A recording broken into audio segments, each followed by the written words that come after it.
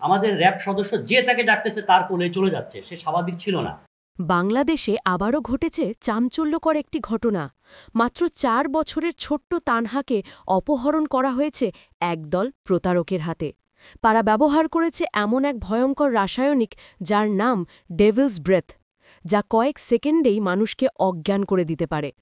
ঘটনাটি ঘটে এক শান্ত পাড়ায়, যেখানে তানহা প্রতিদিনের মতো খেলতে বেরিয়েছিল।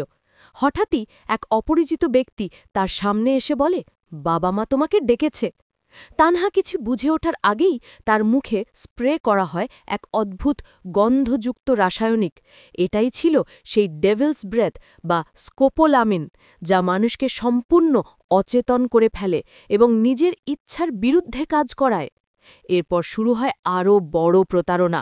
অপহরণকারীরা পরিবারের সঙ্গে যোগাযোগ করে বলে, আপনার মেয়েকে আমরা পাইনি, কিন্তু এক জিনের বাদশা তার অবস্থান জানে। তারা ফোনে জিনের কণ্ঠে কথা বলে পরিবারকে ভয়ে দেখাতে থাকে এবং টাকা পয়সা দাবি করে তানহাকে ফেরানোর নামে। ভয় আর বিশ্বাসের মধ্যে পড়ে পরিবার তাদের হাতে তুলে দেয় হাজার হাজার টাকা। কিন্তু মেয়েটি তখনও অজানার অন্ধকারে। পুলিশের সাইবার ইউনিট ও ট্র্যাকিং টিমের সহায়তায় অবশেষে অভিযানের মাধ্যমে উদ্ধার করা হয় ছোট্ট তানহাকে। ধরা পড়ে প্রতারক চক্রের ২ সদস্য এবং উদ্ধার হয় সেই ডেভিলস ব্রেথ রাসায়নিক স্প্রে।